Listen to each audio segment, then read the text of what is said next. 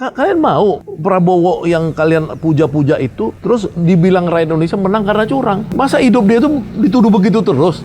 Ya kan, tidak punya etika.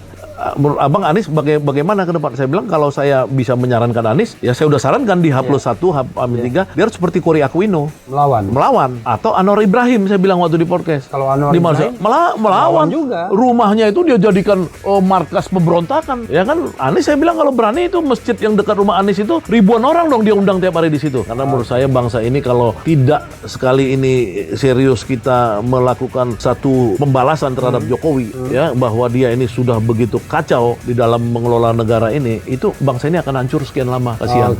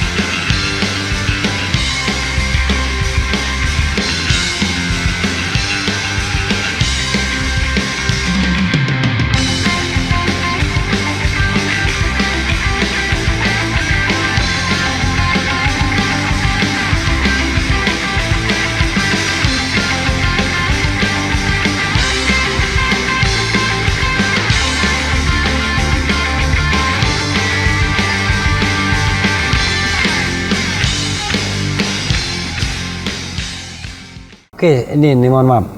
Abang meyakini ini curang? Iya. Yakin kan? Yakin. Dan abang punya kewajiban profetik dong? Iya. Untuk melawan kecurangan tersebut? Iya, dan saya lakukan kan? Oke. Kan saya nggak pernah mundur untuk mengatakan bahwa ini tetap curang. Oke. Iya kan?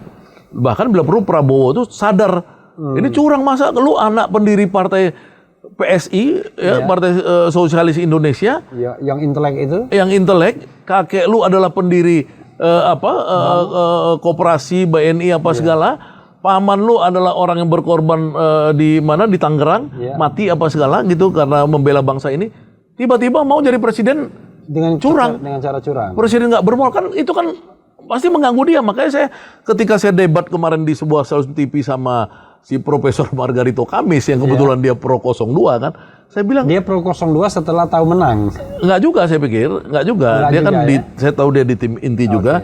Saya bilang terus ada Babi Haikal juga di situ. Kalian mau Prabowo yang kalian puja-puja itu terus dibilang rakyat Indonesia menang karena curang? Masa hidup dia itu dituduh begitu terus? Ya kan, tidak punya etika. Gitu loh. Nah, itu makanya saya berkeyakinan. Jadi kehadiran saya sama Bung Repli misalkan di 1 Maret di demo 10-an ribu masa kemarin, itu kan menunjukkan saya mengambil risiko, ya kan, bahwa saya memang bagian daripada rakyat ini, kita menggugat kecurangan ini gitu loh. Nah, kalau berhasil alhamdulillah, kan namanya ikhtiar. Kalau nggak berhasil, ya yang penting kita sudah bagian dari sejarah, kita menggugat itu gitu loh. Artinya kita tidak diam terhadap kecurangan itu. Nggak diam dong, itu hak kita. Walaupun sebenarnya perjuangan itu masih ada peluang, kan masih ada Mahkamah Konstitusi. Masih. Tapi pertanyaannya adalah kalau kita bicara dua ini, hak angket, Mahkamah Konstitusi dan parlemen jalanan, apa yang Anda catat? Anda percaya sama Mahkamah Konstitusi? Percaya angket? Iya, makanya gini, itu yang hak angket ini. Jadi gini, ini siapa sih sebenarnya siapa sih kalau orang hukum bilang legal standing ya? Ya, legal standing. Kira-kira siapa sih yang menjadi paling penting dalam permainan ini? Menurut saya kan satu, calonnya dong. Anies dan Ganjar. Ya kan, makanya suatu hari saya diwawancara oleh sebuah podcast, Anies kemana? Menurut Abang, Anies bagaimana ke depan? Saya bilang kalau saya bisa menyarankan Anies, ya saya udah sarankan di H+1, H+3, dia harus seperti Kori Aquino. Melawan. Atau Anwar Ibrahim, saya bilang waktu di podcast. Kalau Anwar Ibrahim melawan juga. Rumahnya itu dia jadikan markas pemberontakan. Oke. Ya kan? Iya. Anies saya bilang kalau berani itu masjid yang dekat rumah Anies itu ribuan orang dong dia undang tiap hari di situ. Oke. Menurut saya, kalau saya kalau ada orang bilang jangan dilibatkan Anies.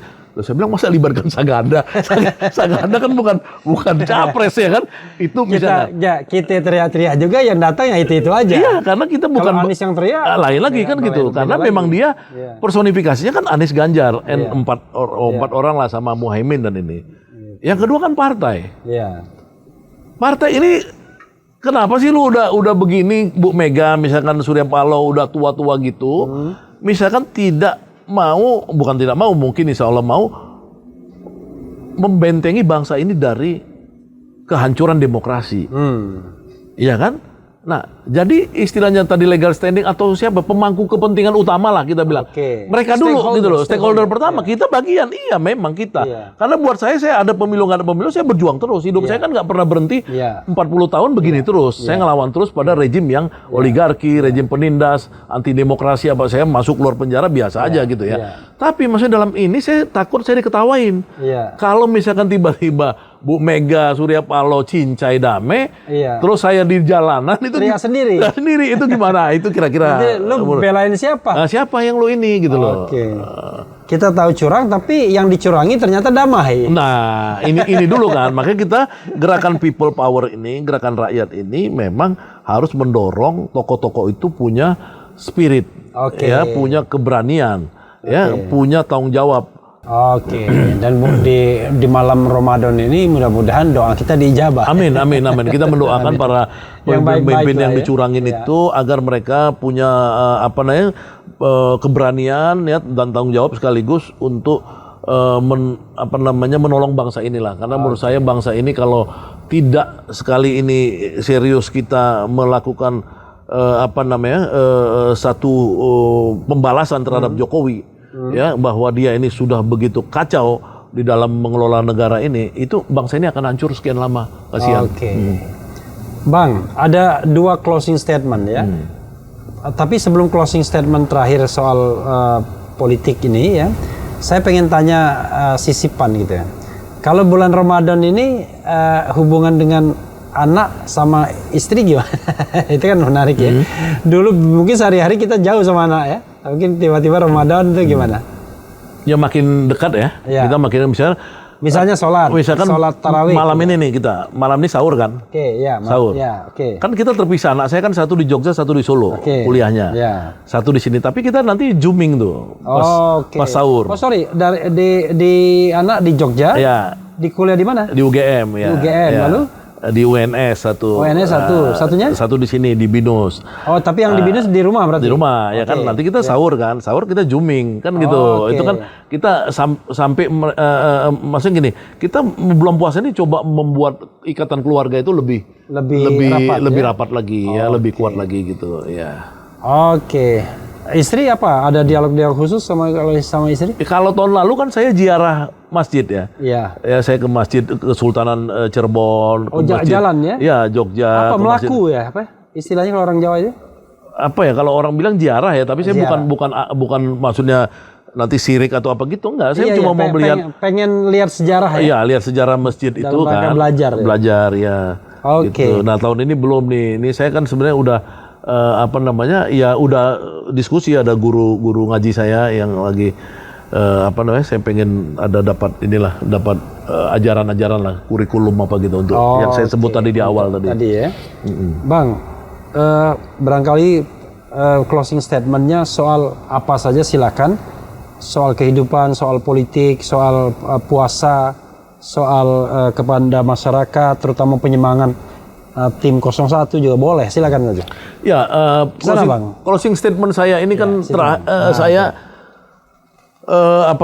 nulis kemarin marhaban ya Ramadan. Ya mungkin teman-teman bisa lihat di googling itu marhaban ya Ramadan Saganda Nainggolan ya. Intinya saya mau bilang gini. Dan di Refli Harun Channel. Refli Harun Channel ya, Refli Harun Channel. Jadi intinya gini, ajaran Islam ini kan adalah ajaran pembebasan. Ajaran Islam ini kan yang membuat kita itu tidak takut dengan hidup. Susah, hidup bodoh, hidup itu. Karena apa? Karena Allah mengatakan kalau kita itu bekerja keras memperbaiki keinginan kita, nasib kita dan lain, pasti Allah ngasih jalannya. Ya kan kira-kira gitu.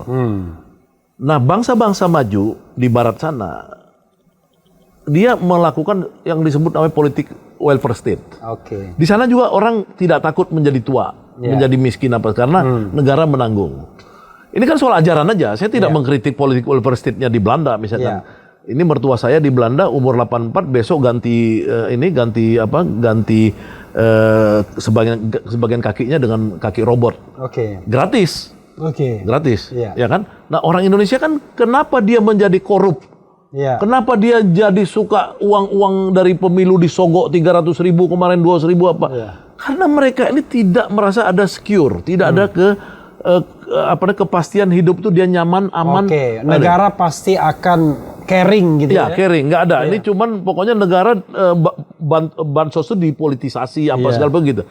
Nah, kalau misalkan kita bisa bertumpu pada Allah tadi, pada puasanya ini misalnya, kita nggak perlu takut dengan hal-hal yang tidak makan, yang miskin, duniawi, jadi miskin dan lain-lain. Ya, itu himbauan saya kepada teman-teman yang kemarin makan uang haram dari pemilu ini, ya, yang mendengar ini, ya bertobatlah kita sama-sama. Karena apa? Karena percaya aja sama Allah bahwa kalau Allah ngasih jalan, tidak mungkin kita kelaparan. Kalau Allah ngasih jalan, tidak mungkin anak kita kelaparan. Kalau Allah ngasih jalan, tidak mungkin cucu kita kelaparan. Atau dibalik, kalau kita yakin sama Allah, tidak mungkin kita kelaparan. Iyalah, makanya kalau kita yakin sama Allah, kita tidak mungkin kelaparan. Karena ya maksudnya salah satu tools ini kan puasa menurut saya. Ya kan puasa itu artinya kita mengendalikan diri, ya, kemudian menahan hawa nafsu apa segala. Sebenarnya problem pokok ini kan hawa nafsu. Ya kan pengendalian hawa nafsu itu orang itu kan survive kalau hawa nafsunya terkendali. Kalau hawa nafsunya itu mau dia kaya, mau dia kalau hawa nafsunya nggak terkendali juga hancur juga gitu. Jadi itu aja harapan saya dengan puasa ini kita refleksi, mudah-mudahan ya semua bangsa ini bisa bangkit menjadi bangsa besar karena ini mayoritas muslim, 87% orang Indonesia orang Islam. Ya marilah kita sama-sama di bulan puasa ini mendekatkan diri pada Allah, membebaskan diri kita dari perbudakan dan pragmatisme, liberalisme dan lain-lain itu aja. Iya, sobat era sekalian, itu tadi kita bincang-bincang ya Tamara di pertama malam Ramadan. Apa Tamara? Tamu malam Ramadan. Tamara, tamu malam Ramadan. Terima kasih ya, mudah-mudahan ini bermanfaat dunia dan akhirat. Terima kasih. Saya selalu hidup gitu kan tidak ada dikotomi sesungguhnya dunia dan akhirat. Nggak ada. Kalau orang mendikotomikan dunia dan akhirat, dia belum selesai dengan hidupnya ya. Makasih Bang Saganda. Terima kasih Bung Repli. Wassalamualaikum warahmatullahi wabarakatuh. Berpuasa teman-teman semua. Waalaikumsalam warahmatullahi wabarakatuh. Waalaikumsalam warahmatullahi wabarakatuh.